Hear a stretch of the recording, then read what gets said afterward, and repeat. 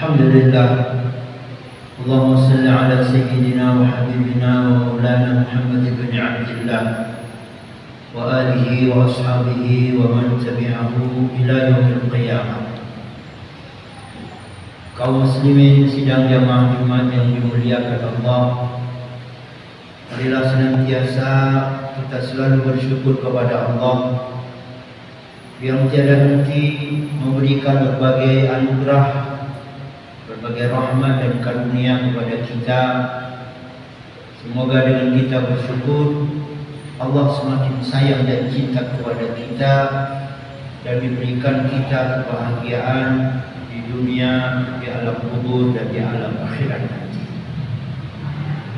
Para jamaah yang dimuliakan Allah, saling mengingatkan bahwa kita manusia tidak hidup abadi di dunia ini.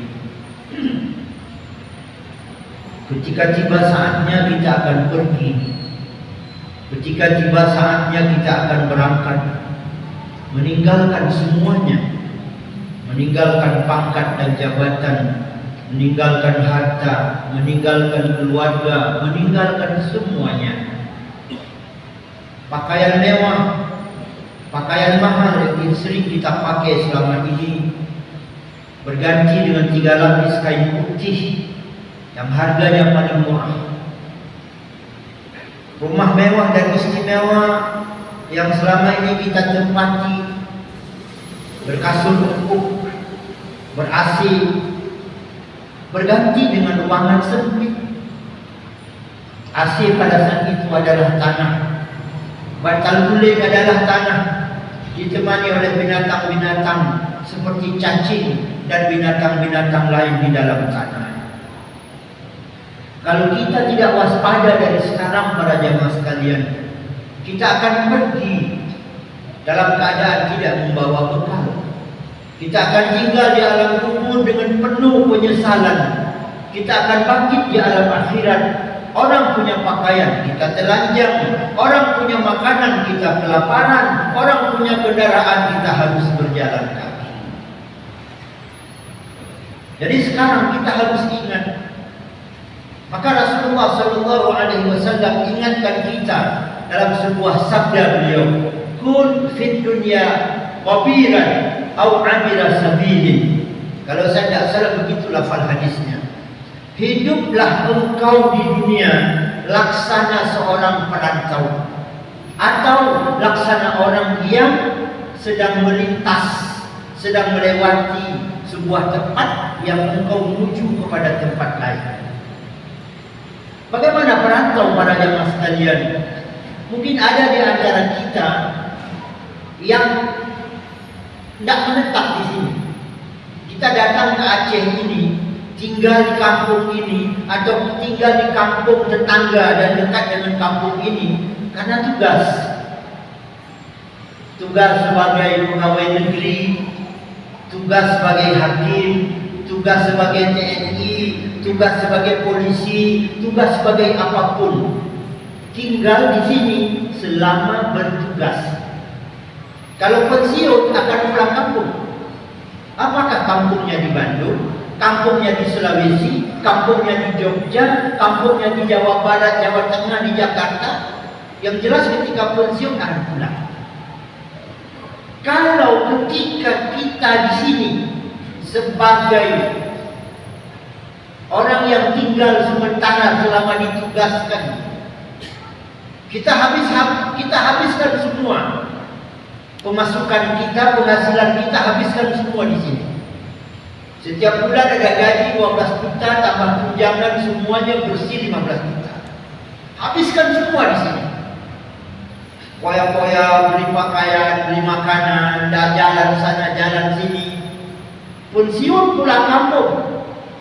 Kita tak bangun rumah di kampung, tak bikin kebun di kampung, tak bikin toko untuk disewakan di kampung. Maka ketika pensiun, kita pulang kampung, kita harus menangis. Tak punya apa-apa. Semuanya sudah habis di sini. Begitulah ibaratnya saudaraku sekalian. Kita punya penghasilan, kita punya umur, kita punya waktu, habiskan untuk di dunia ini. kita berfikir untuk kepulangan kita ke alam kubur.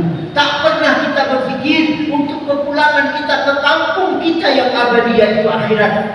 Maka ketika kita pulang, nyawa dicabut oleh malaikat, kita akan menyesal. Yang kita bangun sekarang kita tinggalkan, saudara sekalian. Saya khawatir, tapi jangan berburuk sangka kepada anak-anak kita. Tapi saya khawatir melihat kondisi generasi kita saat ini. Nampaknya kalau ayahnya meninggal, paling ingat seminggu. Kalau ibu mereka meninggal, nampaknya paling ingat seminggu saja. Setelah itu dilupakan, setelah itu tak diingat lagi. Mereka pakai rumah yang ditinggalkan oleh ayah mereka. Mereka gunakan uang hasil sewa toko yang dulu diusahakan oleh ayahnya dengan susah payah. Tapi ayahnya yang sudah meninggal, dia tak ingat lagi. Maka saudara sekalian, jangan habiskan umur kita untuk dunia ini. Jangan habiskan usia kita untuk bisnis. Jangan habiskan penghasilan kita untuk payah-payah. Kirim untuk akhirat melalui wakaf. Ini masjid kita masih sangat banyak kebutuhan, masih sangat banyak keperluan, masih sangat banyak butuh biaya untuk menyelesaikan bangunan yang sudah sangat indah ini. Atas belum siap, mungkin luar masih banyak yang belum siap. Kirim. Lalu apa yang akan kita rasakan? Andai di masjid ini ada 1.000 rupiah saja uang kita, 1.000 rupiah saja uang kita, yang hari ini sudah jadi tiang, hari ini mungkin jadi marmer, hari ini mungkin jadi cat, hari ini mungkin jadi apa di lantai bawah sana. Maka orang-orang yang beribadah pada hari ini di masjid ini didapatkan pahalanya oleh orang yang punya wakaf di masjid ini. Ada orang yang sudah meninggal dunia, dulu beliau wakaf 10 juta di masjid ini. Maka hari ini saya baca khutbah, saya jadi khatib, insya Allah Allah berikan pahala kepada saya dan kepada orang yang wakafkan hartanya untuk mimbar ini, wakafkan hartanya untuk masjid ini. Hari ini kita beribadah di sini, kita itikaf, kita jadi makmum, jadi jamaah Jumat, dapat pahala. Didapatkan juga pahalanya oleh orang-orang yang punya wakaf di masjid ini. Jangan habiskan. Kita di sini merantau, saudara sekalian. Al-amira sabirin, kata Nabi. Atau seperti orang yang melintas di jalan, singgah sebentar. Kita mau berangkat ke tempat tuan, singgah di Lamno mungkin, singgah di Patik mungkin. Kita bawa uang 5 juta untuk keperluan di perjalanan pulang pergi dan kepentingan kita sampai di tempat tuan sana. Lalu singgahlah di Lamno, mobil berhenti sebentar. Kita punya uang 5 juta dalam kantong. Coba bayangkan kita habiskan uang 5 juta di situ. Habis semuanya. Apa yang nampak di situ beli. Habis 5 juta. Sampai ke tempat tuan, kita tidak bisa pulang. Sampai ke tempat tuan, kita tidak bisa makan. Kita harus ingat. Maka setiap penghasilan kita sisihkan, kita kirim untuk bekal kita ke akhirat nanti. Tapi ada satu kunci, saudara sekalian. Semuanya bersumber dari hati. Kalau hati sudah berkarat, kalau hati sudah setengah mati, apalagi hati sudah benar-benar mati, ini tak masuk.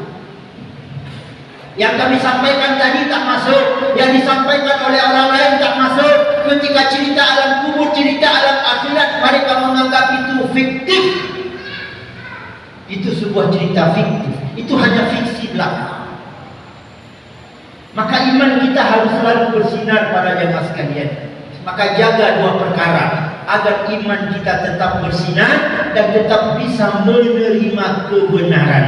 Kalau dua ini tidak kita jaga, maka hati kita kotor, hati kita berkarat, hati kita mati, sehingga kebenaran susah untuk masuk. Setiap Jumat dengan nasihat, tapi tidak berbekas. Seminggu sekali hadir ke pengajian subuh, tapi dia tidak berubah. Kenapa? Karena hatinya sudah rusak. Sampai Rasulullah SAW ada dua perkara yang merusak hati. Ini harus kita jaga. Pertama kata Nabi, aklul haram, makan haram. Orang yang makan haram hatinya rusak. Kasih istri makan haram, hati istri rusak. Kasih anak makanan haram, maka hati anak akan rusak. Tapi andai kita ditanya, bapak makan haram? Tidak. Abang makan haram? Oh tidak. Adik makan haram? Tidak.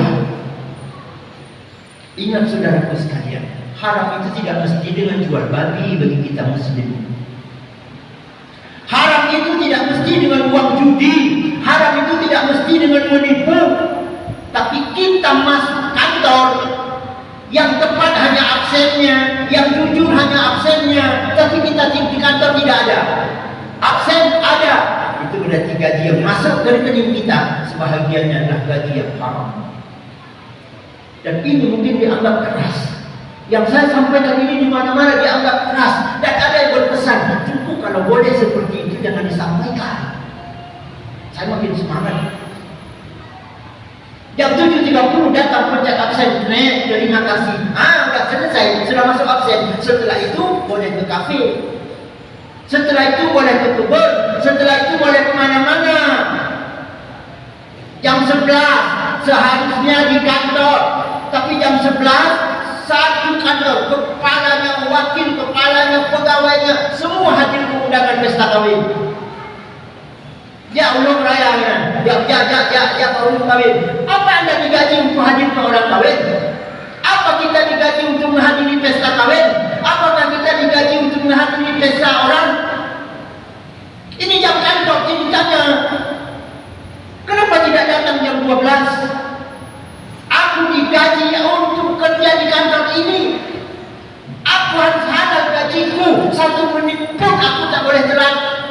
1 menit pun aku tak boleh di luar, kecuali di luar dugaan. Tengok aja percobaan. Kita jangan, Bapak Ibu sekalian, para jemaah sekalian, jangan jaga. Kalau nanti model ceritanya seperti itu, pencet absen, terima kasih, maka andaikan saya diberi wewenang, bukan diberi maksudnya, andai saya punya wewenang, sebelum orang-orang direkrut, sebelum orang-orang melamar untuk jadi abdi negeri ini, yang pertama harus masuk ke hati mereka adalah iman. Bahwa yang mengontrolku bukan absen, yang mengontrolku bukan atasan, tapi yang mengontrolku Allah. Yang mengontrol aku adalah malaikat. Mereka tak pernah tidur. Setiap yang aku lakukan, mereka catat. Dan bagaimana kita mungkin? Kalau di dunia ini sejahat-jahat manusia, kalau dia pandai bersilat lidah, dia bisa buktikan dengan faktur, dia bisa buktikan dengan tanda tangan, selesai. Ada uang yatim 1 miliar, realisasi 500, tanda tangannya sudah 1 miliar, selesai. Bangun sebuah bangunan, di faktur, di pelaporan 2 miliar, realisasi 1,4, bonnya ada lengkap, selesai. Tapi yang Allah minta bukan itu, para jemaah sekalian. Yang Allah minta itu bukan faktur, yang Allah minta itu bukan tanda tangan. Tapi al-yawma nakhtimu ala afwahihim wa tukallimuna aydihim wa tashhadu arjuluhum bima kanu yaksibun.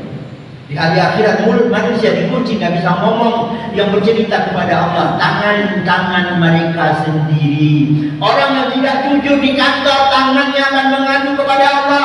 Wahai Allah, kata tangan, tubuhku ini hadir ke kantor tepat waktu hanya untuk absen. Setelah itu dia keluar. Tubuhku ini mempertemukan uang, mempertanggungjawabkan uang sekian kali, jujur hanya di pelaporan, tapi faktanya tak ada. Tangannya akan mengadu. Wa tashhadu arjuluhum, dan kaki mereka menjadi saksi bima kanu yaksibun, terhadap apapun semua yang sudah mereka lakukan. Baca semua. Baca semua. Bahwa saya hadir kantor untuk pencet absen, setelah itu keluar. Bahwa saya bekerja di kantor bulan, setiap ada orang yang buat keputusan ke saya, selalu saya minta 50.000. Kalau enggak ada 50.000, enggak jalan urusannya. Baca. Iqra kitabak kafa bi nafsika al-yawma 'alaika hasiba. Baca catatan hidupmu, Kafa binafsika al-yawma 'alaika hasiba. Cukup hari ini engkau yang vonis surga atau neraka. Saya rasa ini yang sudah mulai bermasalah di hati orang-orang ini. Mudah-mudahan tidak termasuk kita. Kalau masuk, mudah-mudahan kita segera bisa bertaubat. Enteng sekali, mudah sekali. Masuk kantor yang penting ada absen. Masuk kantor yang penting ada absennya, sudah absen. Jadi pertama, nanti kalau itu terjadi, hati kita akan keras, bahkan akan mati. Ini kalau sudah keras hati, sudah mati hati. Tapi lampunya udah putar culok speaker, dah klik-klik beberapa ayat Quran, hadis, anak Quran. Ketika misalnya seperti saya sampaikan tadi, masuk dia dengan senyum-senyum dalam hati. Itulah hidupnya. Hati sudah mati. Yang kedua kata Rasulullah, hatimu akan bermasalah, hatimu akan berkarat, hatimu akan mati ketika engkau melakukan maksiat kepada Allah. Hari ini Bapak Ibu sekalian, sudah mulai ada orang yang nampak sekali bangga dengan maksiat. Istri dia bonceng di belakang, jilbabnya bagus, jilbabnya besar, tapi dia dengan celana pendek. Bangga. Antar anak pengajian, saya rasa kurang ajar, sudah putus kawan bapaknya ini. Anaknya pakaiannya bagus, yang laki-lakinya pakaian muslim, baju koko, celana koko, pakai peci, anak perempuannya pakai jilbab, dia pakai celana pendek. Kapuduh kawan, bangga. Ya Allah ya Rabbi, kau sudah seperti ini. Seolah-olah dia berkata, siapa yang berani lawan aku? Siapa yang berani tegur aku? Siapa yang berani luruskan aku? Saudaraku sekalian, usahakan jangan ada kemaksiatan apapun kita kepada Allah. Baik maksiat di depan orang atau maksiat di belakang orang. Mudah-mudahan Allah Subhanahu wa taala selalu buat hati kita hidup, sehingga hati kita benar-benar dapat selalu menerima kebenaran, dan kita diberikan hidayah oleh Allah sehingga menjadi hamba yang baik. Kita bisa jaga diri kita, kita bisa jaga keluarga kita, kita bisa jaga anak-anak kita, kasih mereka dan dimakan oleh kita semuanya rezeki yang halal, sehingga kita akan terbimbing. Giliran kita berangkat, kita pulang ke kampung kita yang sebenarnya, kita pulang dengan tersenyum, pulang dengan husnul khatimah. Allah jauhkan kita dari berbagai azab dunia dan azab akhirat, dan kita dimasukkan dalam golongan hamba yang selalu mendapatkan cinta dan sayang Allah, dijauhkan dari neraka, dimasukkan kita ke dalam surganya. Amin ya rabbal alamin. Alhamdulillah wahdahu, asyhadu an la ilaha illallah wahdahu la syarika lah, wa asyhadu anna sayyidana wa nabiyyana Muhammadan abduhu wa rasuluhu la nabiyya ba'dah.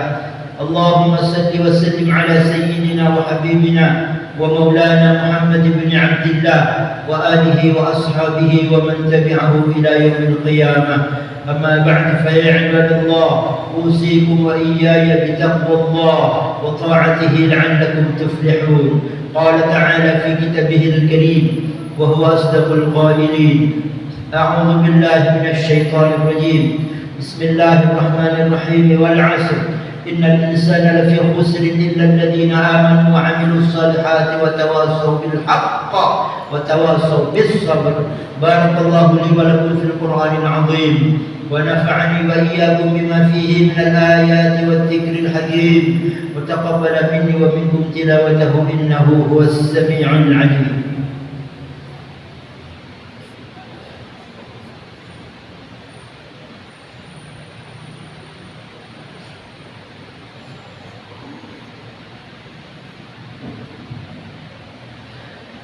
الحمد لله رب العالمين، أشهد أن لا إله إلا الله الملك الحق المبين، وأشهد أن سيدنا ونبينا محمدا عبده ورسوله صادق الوعد الأمين. اللهم صل وسلم على سيدنا وحبيبنا ومولانا محمد سيد الأولين والآخرين، وعلى آله وأصحابه أجمعين إلى يوم الدين.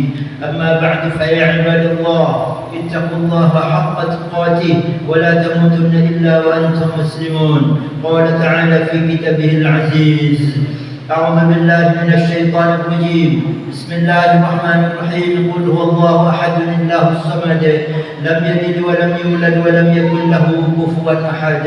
اللهم اغفر للمسلمين والمسلمات والمؤمنين والمؤمنات الأحياء منهم والأموات وتابع بيننا وبينهم بالخيرات برحمتك يا أرحم الراحمين. اللهم ألف بين قلوبنا المسلمين، اللهم ألف بين قلوبنا المؤمنين، اللهم أعز الإسلام والمسلمين، اللهم انصر الإسلام والمسلمين في كل مكان.